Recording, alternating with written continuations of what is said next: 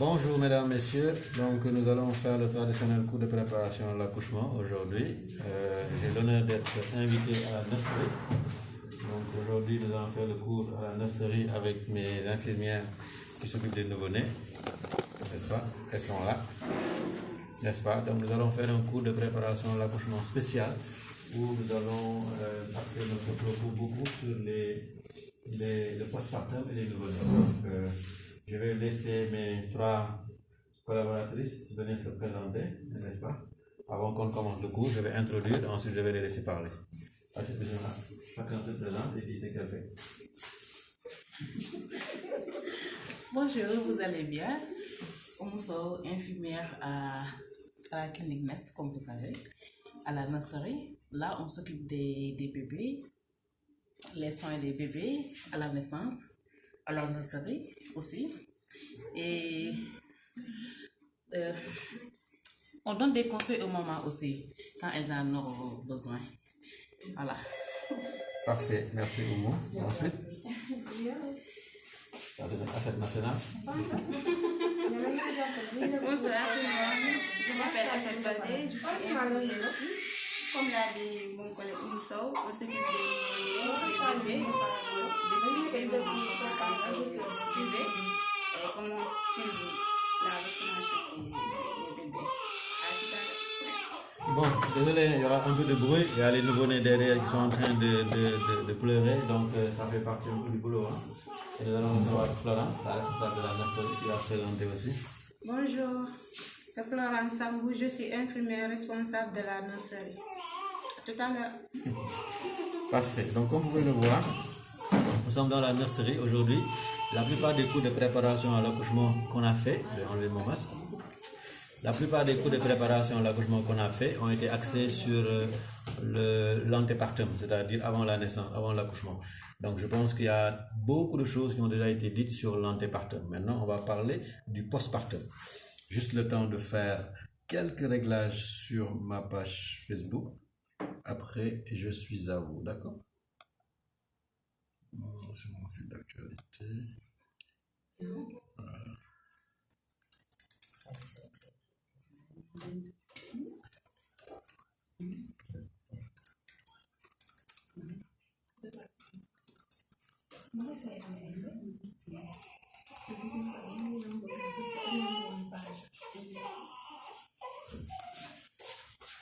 Voilà.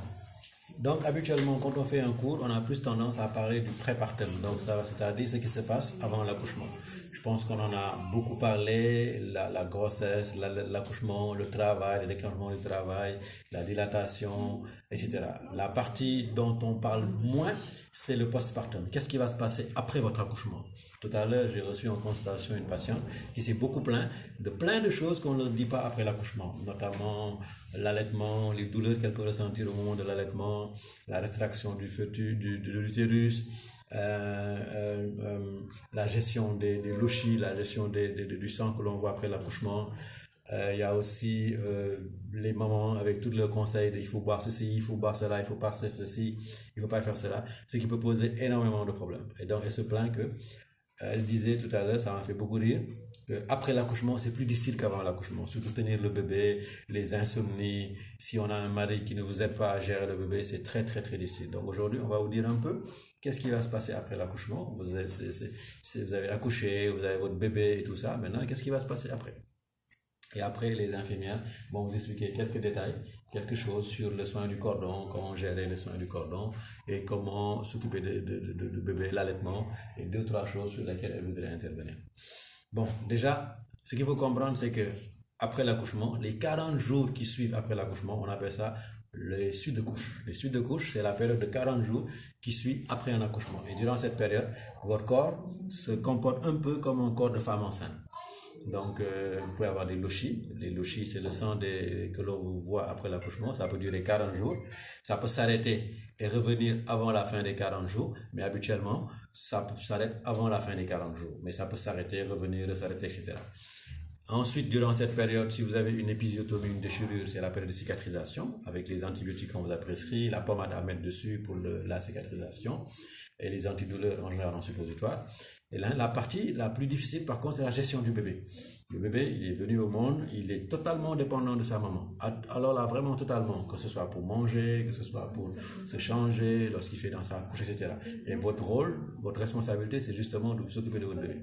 Ce qu'on ne vous dit pas dans le postpartum, c'est que l'allaitement est douloureux. Plein de gens ne le savent pas. On a toujours hâte d'avoir cette belle image de la maman qui donne le sein à son bébé, etc. Mais attention, l'allaitement est douloureux. L'allaitement est extrêmement douloureux. Au début, les premiers moments de l'allaitement, quand vous allaitez, elle va avoir mal au téton, elle va avoir mal au sein. Quand l'enfant tire, ça peut donner une sensation de douleur non seulement au niveau du sein, mais vous pouvez aussi avoir de la douleur au niveau de l'utérus. Parce que quand vous allaitez, en même temps, l'allaitement va provoquer une rétraction de l'utérus, ce qui va évidemment éviter d'avoir certaines hémorragies, mais ça fait mal. Donc de temps en temps, vous pouvez avoir des douleurs. Ensuite, allaiter, il faut allaiter tout le temps. Chaque 3 heures de temps durant la journée, chaque 4 heures durant la nuit. Mais je pense que les pédiatres ont tendance à dire que pour l'allaitement, maintenant, c'est à la demande. Dès que l'enfant demande le sein, il faut lui donner. En allaitant de manière bilatérale. En donnant les deux seins en alternance, 15 minutes, une bonne tétée, c'est 30 minutes minimum. Ou bien, allaitement, ce coup-ci, le sein droit, ensuite le sein gauche. En tout cas, il faut allaiter votre bébé, même si vous avez des douleurs. Parfois, la montée laiteuse peut être un peu retardée, parce que quand on est à notre premier accouchement, ou bien quand on a une césarienne, la montée laiteuse est un peu retardée. Et donc, pendant les premiers jours ou les premières heures, l'enfant peut avoir besoin de lait. Et parfois, les équipes médicales sont obligées de donner un peu de lait artificiel à la place. Mais dès que la montée laiteuse se fait, vous pouvez reprendre votre allaitement maternel et les choses vont se faire. Donc, dans l'idéal, il faut que la mise au sein soit faite de la manière la plus précoce possible. Dans les 2 heures après l'accouchement, il faudrait que l'enfant commence à téter le sein. Et c'est en tétant le sein que ce qui va provoquer la montée laiteuse. Cette même montée laiteuse, peut être douloureuse. Cette montée laiteuse peut être vraiment douloureuse et si vous n'allaitez pas bien, vous allez vous retrouver avec ce qu'on appelle un engorgement mammaire. Un engorgement mammaire, c'est lorsque les seins sont pleins de lait qui ne sortent pas et ça fait extrêmement mal jusqu'au niveau des aisselles, avec même parfois des ganglions au niveau des aisselles et une fièvre. Et ça, le traitement de l'engorgement mammaire, c'est d'abord de vider le sein, obligatoirement, que ce soit manuellement ou par un tire-lait, mais il faut vider le sein. Après, les choses peuvent se passer. Ensuite, il y a autre complication que vous pouvez ressentir au niveau de l'allaitement, c'est les crevasses. Les crevasses, ce sont de petites plaies juste au niveau du téton, dues justement à la présence de lait résiduel au niveau des tétons. Et pour éviter les crevasses, les femmes ont l'habitude de nettoyer le sein avant de donner la tétée, mais souvent elles oublient de nettoyer le sein après. Et ce sont ces résidus de lait au niveau du téton après l'allaitement qui sont à l'origine des crevasses. Donc si vous ne voulez pas avoir de crevasses, il faut avoir l'habitude de nettoyer votre sein avant la tétée et après la tétée. Comme ça vous évitera les crevasses. Maintenant, si vous avez des crevasses, vous allez voir votre médecin, votre sage-femme qui va vous prescrire des médicaments pour traiter ces crevasses. Autre complication que l'on peut avoir lors du postpartum, ce sont des infections. Si vous n'avez pas pris vos antibiotiques correctement, si vous avez eu un accouchement dans des conditions un peu septiques, si vous avez rompu la poche des os avant l'accouchement, si tout le matériel n'était pas accepté au moment de l'allaitement, vous pouvez avoir des petites complications et des infections génitales, dont la plus grave c'est l'endométrite du postpartum qui est extrêmement grave et qui même peut vous amener des complications assez sévères. Donc ça aussi c'est assez compliqué et il faudrait toujours prendre vos antibiotiques, vos médicaments normalement pour éviter justement d'avoir ce genre de choses.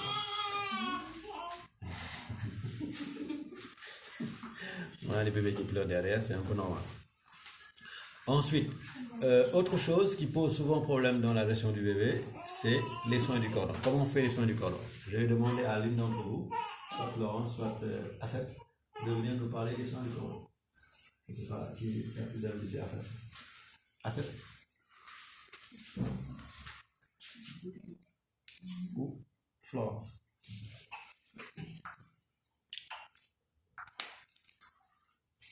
C'est bon?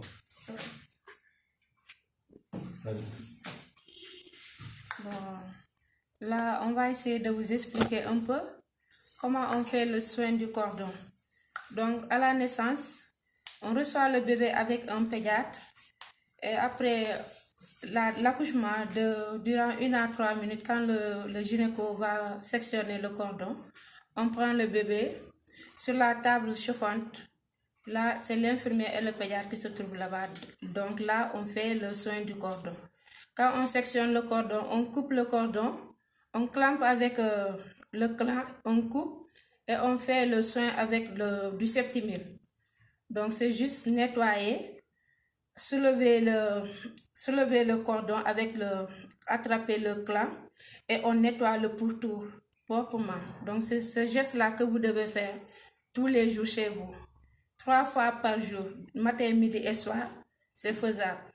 Avec le Septimil, vous nettoyez, prenez du compresse, imbibez le Septimil là-bas. Quand le compresse est mouillé, vous nettoyez le pourtour et vous laissez le cordon à l'air libre. Il n'y a plus besoin maintenant de mettre des bandes velcro et tout ça? Non, on laisse le cordon à l'air libre. Et l'éosine, il y a des gens qui demandent de mettre de l'éosine. Qu'est-ce que vous en pensez? Bon, l'éosine, des fois on met de l'éosine, mais quand on met de l'éosine, c'est soit quand on trouve que le cordon est toujours humide, c'est pas sec, on met de l'éosine pour permettre au cordon de se sécher. Et au bout de combien de temps le cordon va tomber? Ça dépend, des fois de 10 à 15 jours. Et qu'est-ce qu'il y a quelque chose de particulier à faire à part ça? Non, au niveau du cordon, il n'y a rien à faire. Nettoyer juste avec le Septimil. 3 ou 4 fois par jour. Oui, et laisser au chaud. Laisser à l'air libre. Et laisser à l'air libre. D'accord. Et quels sont les signes qui montrent qu'il y a une infection du cordon? S'il y a une infection du cordon, le cordon est toujours mouillé, c'est pas sec et il y a l'odeur aussi. Il y Il a une odeur y a une odeur désagréable. Et on peut aussi retrouver une petite rougeur peut-être tout autour de l'ombilic. Rougeur, oui. Et dans ce cas, qu'est-ce qu'il faut faire?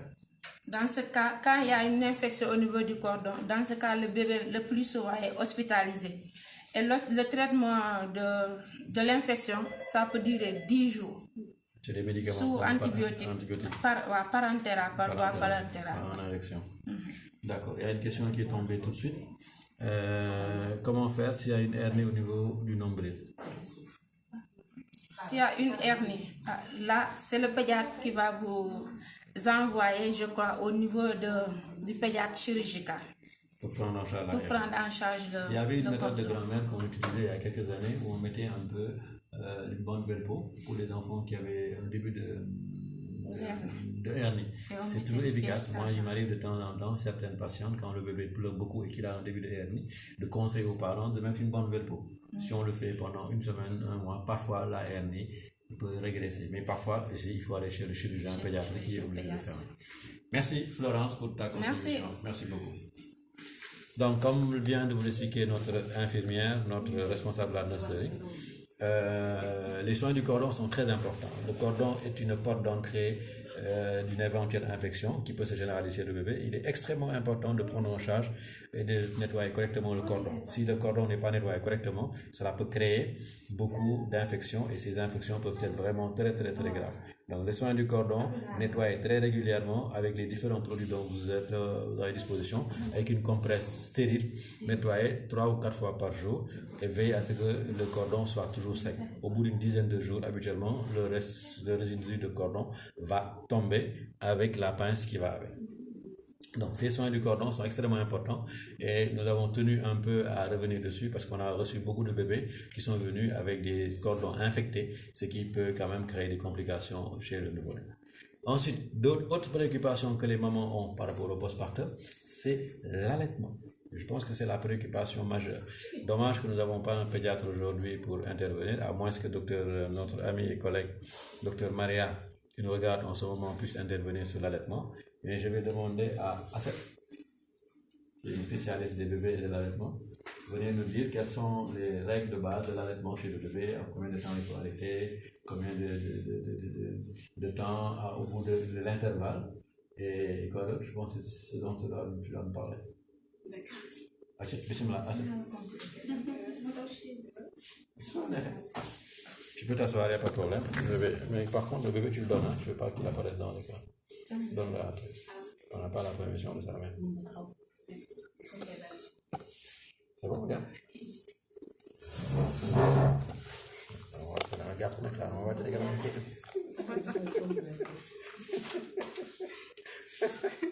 Vas-y, quels sont les conseils que tu peux donner aux mamans qui allaitent? D'accord. Pour l'allaitement du bébé, d'abord, il faut vous asseoir confortablement, dos sur le mur. Ou bien s'adosser à une chaise. Oui, ou s'adosser à une chaise. Vous prenez le bébé comme ça. D'accord.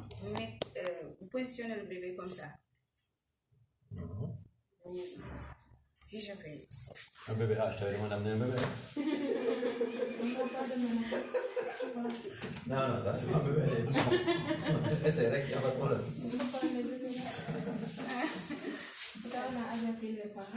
Ah, ils sont d'accord. Alors, vas-y. Vas-y, alors, prends un bébé. Allez, Mehdi. Vous asseyez confortablement. Donc,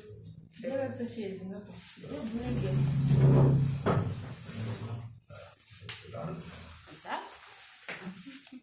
Tout droit. Oups. Vas-y. D'accord. Vous devez positionner comme ça. La paume de main au niveau des fesses. L'autre bras derrière ça. La Pour tête soutenir la tête un peu. un peu comme ça. Et vous la tenez comme ça. Vous lui donnez le sein. Ah, il est en train de chercher le sein derrière. Comme ça. Est-ce qu'il y a d'autres techniques, est-ce qu'il y a d'autres positions qu'on peut utiliser pour donner le sein? Est-ce que c'est ça, c'est la seule technique ou bien il y a d'autres positions? C'est la position la plus confortable. C'est la position la plus confortable. Ça permet ça facilite la digestion du bébé. D'accord. En plus, après avoir tété, vous lui prenez comme ça. Pour le faire roter. Pour le faire roter, vous lui massez le dos. Ok. Environ 15 à 10 minutes. Jusqu'à ce qu'il rote. Jusqu'à ce qu'elle rote. D'accord. Et combien de temps dure une tétée? Ça dépend.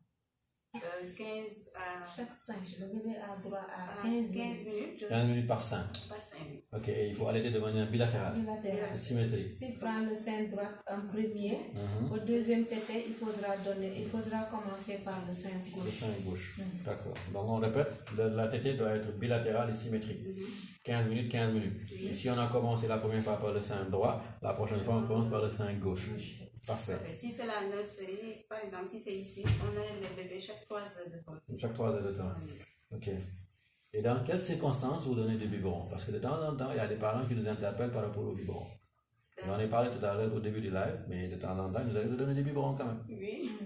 Allez-y. Par exemple, la nuit, puisque le bébé passe la nuit ici, à la nurserie, on lui donne des biberons. Mais si le parent ne veut pas qu'on donne le biberon, on ne donne pas. Le bébé passe la nuit avec la maman. Avec la maman. Parce que la nuit aussi, il faut allaiter. Il faut allaiter toutes Durant les la 3 heures de temps. Même durant la nuit. Même si c'est avec l'allaitement exclusif, toutes les 3 heures de temps, le bébé doit téter. Tous les 3 heures Même de quand temps. il dort au-delà de 3 heures, il faut le soulever et l'allaiter. Il faut, même s'il est en train de dormir, il faut le Même réveiller. s'il dort, il faut le réveiller et l'allaiter. Ok, chaque 3 heures de temps. Chaque 3 heures de temps. Parfait. Ok. Est-ce qu'il y a quelque chose d'autre à dire sur l'allaitement ou sur la prise en charge du bébé? Sur l'allaitement, par rapport au biberon, comme vous l'avez dit, Oui. bon, ici, il nous arrive de donner du biberon.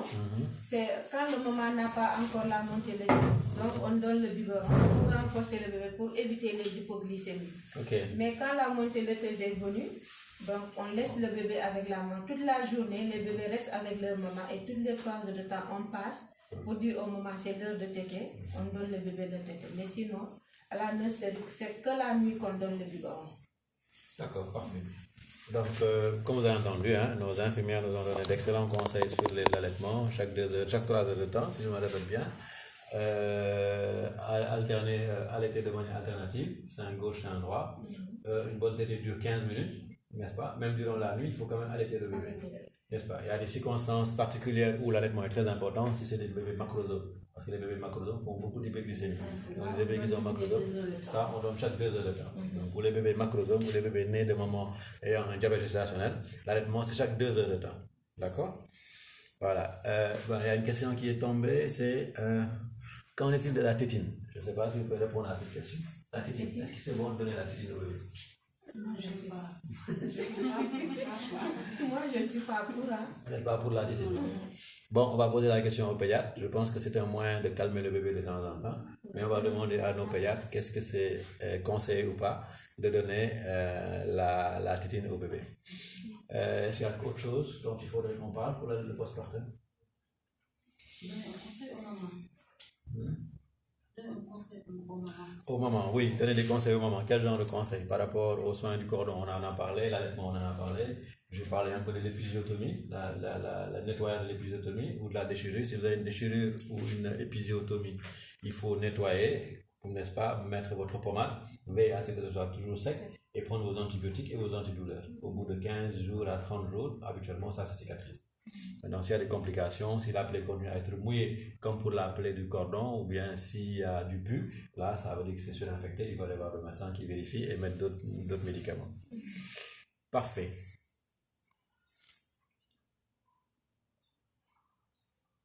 Ok. Ok. Est-ce qu'il y a quelque chose à dire? Bon, je pense qu'on a un peu fait le tour de la question. Hein? Il n'y a pas autre chose à dire sur le postpartum? Moi, ce que j'ai ajouté sur le postpartum, c'est que si vous avez des médicaments à prendre pendant la grossesse, par exemple le fer, après l'allaitement, il faut continuer à prendre votre fer. Deuxièmement, si vous preniez des médicaments tels que votre médicament antihypertenseur, l'aldromède par exemple, il faut continuer parce que votre corps va se comporter comme un corps de femme enceinte durant 40 jours après l'accouchement. Et c'est justement pour ça qu'il y a encore des consultations postnatales que l'on fait. Il y a la consultation postnatale du lendemain de l'accouchement, il y a la consultation postnatale du 8e jour et surtout, il y a la consultation postnatale du 40e jour qui permet un peu de faire le point sur l'accouchement, de débriefer sur l'accouchement et de préparer la contraception. Parce que la contraception aussi c'est très important. À partir du 40e jour, vous devez faire votre contraception, que ce soit une contraception naturelle ou une contraception médicale, mais il faut quand même faire votre contraception pour éviter justement de prendre une grossesse. Et il ne faut pas penser que parce que vous n'avez pas vu vos règles, parce que vos règles ne sont pas encore venues, vous ne devez pas faire de contraception. Même si vous n'avez pas vu vos règles, au 40e jour, il faut décider d'une méthode de contraception.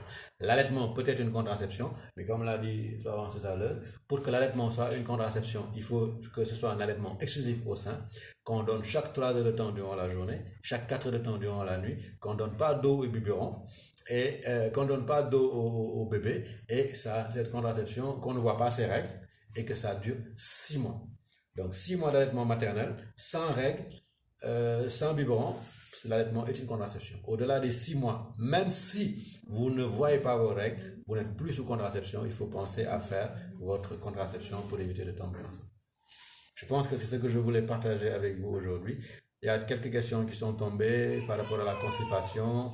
Est-ce que c'est bon d'utiliser un savon à la place des suppositoires? Non. Si vous avez une constipation, je vous conseillerais d'utiliser un suppositoire plutôt que du savon.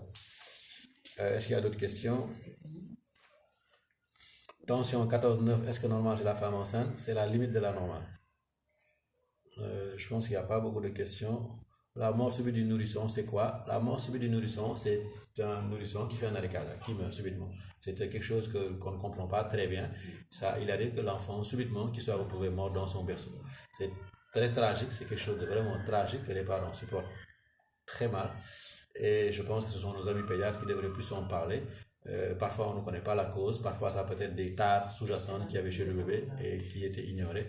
Et malheureusement, le bébé peut en mourir. Ok, ben je pense que toutes les questions, pour les mamans qui travaillent, comment on allaite exclusivement? Ben ça c'est un peu la difficulté. Si vous travaillez, bon de toute façon vous avez vos congés de maternité pendant les 6 et 8 semaines après l'accouchement, donc il faut en profiter pour allaiter. Deuxièmement, vous pouvez tirer votre lait et le congeler. Il y a le docteur Mariam, notre pédiatre, qui avait dit que le lait maternel congelé, tiré, peut être soit congelé pendant 6 mois, si je ne m'abuse, ou conservé à la température ambiante pendant 24 heures. Donc vous pouvez prendre plusieurs biberons, tirer votre lait et le mettre au frigo, ça peut se conserver pendant 7 jours au frigo, et régulièrement, vous faites un bain-marie pour donner à votre biberon, à votre bébé. La personne qui va s'occuper de votre bébé pourra réchauffer le lait au bain-marie et lui donner. Maintenant, dans l'idéal, il faudrait demander des congés de maternité de 6 mois pour pouvoir allaiter votre bébé au moins pendant les 6 premiers mois. Ça, ce serait vraiment l'idéal, Aïcha.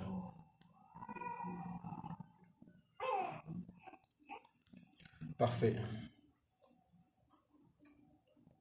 Pour le biberon qu'on donne, on l'a expliqué, le biberon qu'on donne à la nurserie, c'est soit parce que la maman n'a pas de montée laiteuse, ou bien parce qu'elle n'a pas suffisamment de lait. Mais si la maman elle a une montée laiteuse, ou bien elle a suffisamment de lait, on ne donne pas le biberon à la nurserie. On ne le donne pas. Là, non, toute la journée, le bébé, le bébé est avec sa maman, donc il allait. À partir du soir, lorsqu'on récupère le bébé pour que la maman puisse dormir, si le bébé a besoin de téter, on lui donnera le biberon. Si vous ne voulez pas que votre bébé, on lui donne le biberon, dans ce cas, on vous laissera votre bébé, vous allez passer la nuit avec pour l'allaiter chaque 3 heures de temps. Autre chose, c'est la vaccination. Il faut qu'on parle de la vaccination. il faut parler des vaccins. J'avais oublié ça. Notamment l'hépatite B et le BCG au moins. Je vous écoute, madame.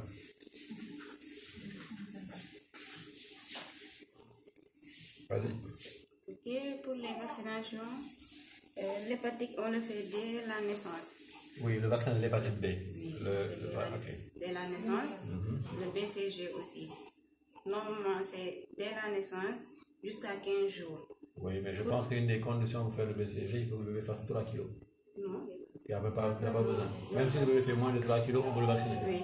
Okay. Est-ce que ce vaccin est disponible ici à Nas? Oui, c'est disponible. Maintenant, on fait les vaccins. On fait presque tous les vaccins. Tout le programme et la liste de vaccination est disponible à Nas. Et quels sont les jours de vaccination?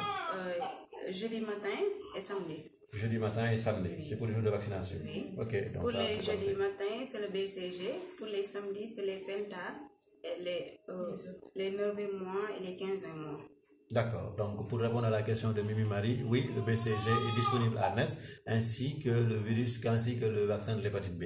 Le vaccin de l'hépatite B qui est administré à la naissance ou même avant la première tétée, dans les 6 heures de temps, pour éviter justement que l'enfant n'ait l'hépatite B, surtout si la mère a eu un HPLS positif, ça devient obligatoire. Pour le vaccin de l'hépatite B, vous n'avez plus besoin d'aller dans un centre de santé. Nous, en collaboration avec le district de Gaspard Camara, je pense, nous avons mis en place des vaccins disponibles à la clinique. Il y a des équipes qui sont là pour vous recevoir les jeudis Et les samedis pour la vaccination. Parfait. Donc, merci. Donc, jeudi et samedi pour la vaccination. Ok. C'est bon? D'autres questions? Et pour la vaccination, vous faites des courses rendez-vous. La vaccination se fait sur rendez-vous. Donc, il faut appeler. au plateau, le 33 835 33 33. D'accord. Donc, la vaccination, c'est sur rendez-vous. Il faut prendre rendez-vous au 33 835 33 33. Et Parfait. respectez Le calendrier le vaccinal. calendrier vaccinal, s'il vous plaît. Vous avez entendu ce que Asset a dit. Il faut respecter, s'il vous plaît, votre calendrier vaccinal. N'est-ce pas? C'est les vaccinations. C'est très Où est le important calendrier aussi. vaccinal? Vous n'avez pas ici le calendrier vaccinal?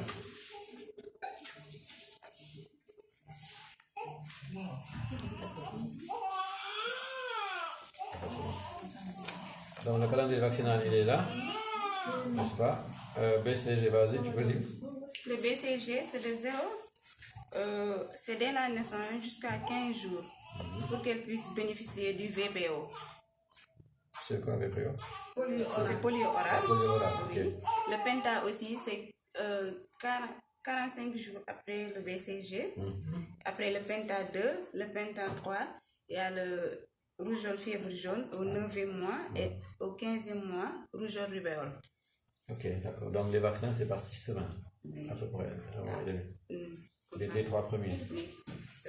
La naissance, 1 mois et demi, il y a le Penta 1, 2 mois et demi, le Penta 2, et 3 mois et demi, le Penta 3. 9e mois, c'est le rougeole fièvre jaune. 15e mois, Rougeole et rubéole. Ok, donc voilà ici le calendrier vaccinal qui est disponible à la clinique. Si vous demandez une copie, on vous la donne. Et normalement, c'est dans le carnet. c'est dans Dans le carnet de suivi prénatal, normalement, il y a une copie de, Et les du fiches calendrier vaccinal. jaunes qu'on vous donne. Et les fiches jaunes aussi que l'on donne, il y a le calendrier vaccinal.